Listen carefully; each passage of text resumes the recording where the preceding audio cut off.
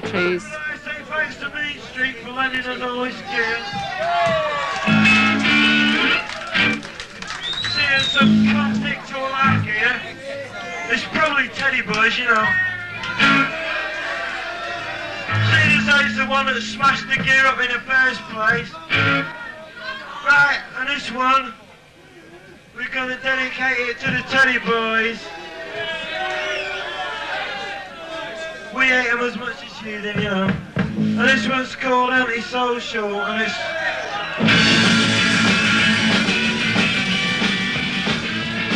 Screwdriver from breezy Blackpool, attracted to London by the bright lights, streets paved with golden discs, and a recording contract they hadn't bothered to read, they swiftly fell foul of the new enemy of the punks, the Teddy Boys. There's 5 of us and a 4 a roadie and a manageress. We're loading the gear up, and there's about 1 mic stand left outside and a few drum stands. I look round the corner and there's all these Teddy Boys stood on a corner. And they all came down, he goes, here, what we got here? We got some fucking punks, you know. So, we never said anything because it's not wide when there's 30 of them. So, we, you know, they started messing around, and, you know, most Teddy Boys are pretty soft.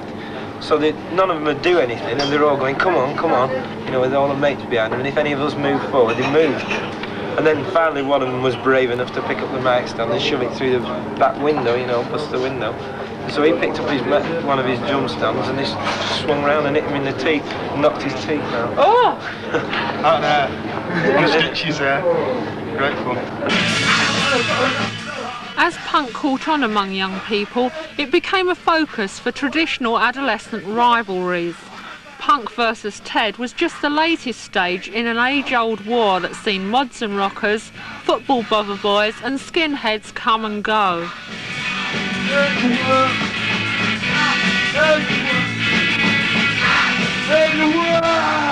have you come down here today? To make peace with the Teds. Danny, you said you'd talk to me. Who's come Teds? Seriously? I just come down here, that's all. There's nothing else to do where I live. Where did you come from? Maple in Kent. From Kent? Yeah. What did you do during the week? Huh? What did you do during the week? Work. What at? Shop assistant. Why have you come down? Why? To do them. They do me during the week, I do them at the weekends. You know what I mean? Why have you come down here? Because I hate the Teds. No, come on, you just... No, I'll come down, right, because it's our street. I'm allowed to come up here. Please say we ain't allowed, because the way we dress, we ain't allowed down here. But on this rainy Saturday, the Teds didn't materialise, and the punks' display was more for the benefit of the police, the tourist and us. John, the one in the brown cardigan.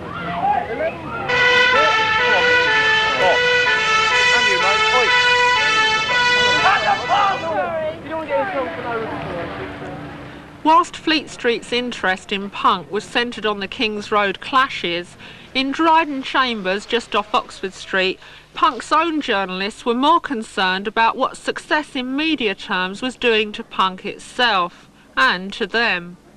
Mark P. was a bank clerk in Deptford when he started Sniffing Glue magazine in July 1976 as a reaction to the apathy of the music press to the punk scene. Since then, his magazine has had dozens of imitators, and Mark has his own bands and is advisor to a record label. Danny is the current editor of Sniffing Glue.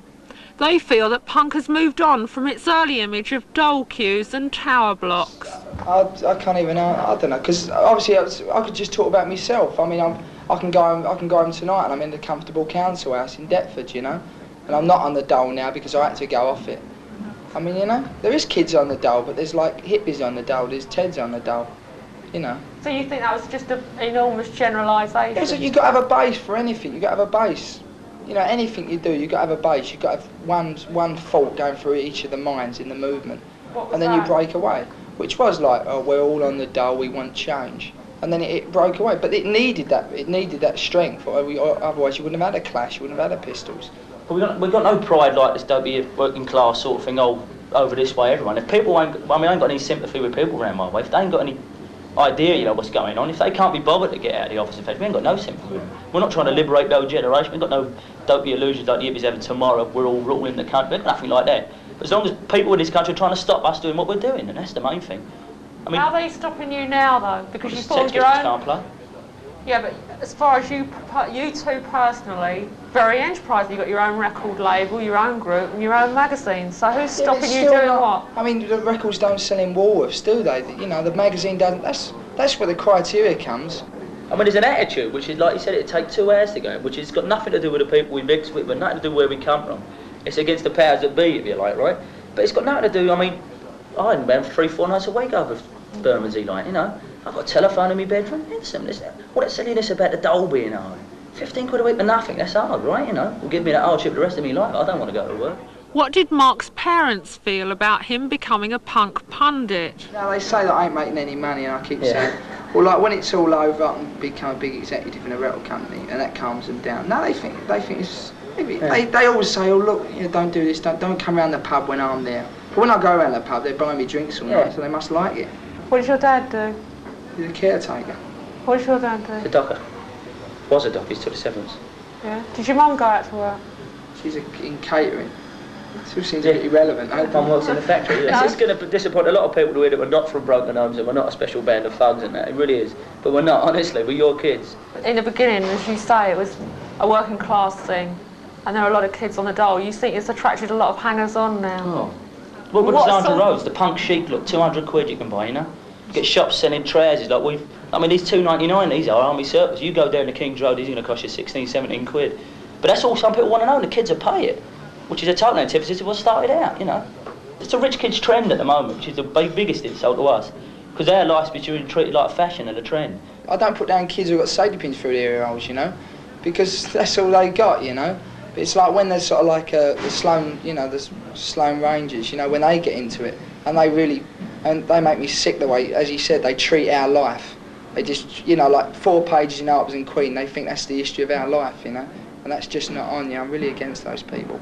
Although I had lunch today and I had scampi and mushroom cooked in wine sauce and rice. I mean, I don't mind going into that world, you know, but I say what I want in it, you know.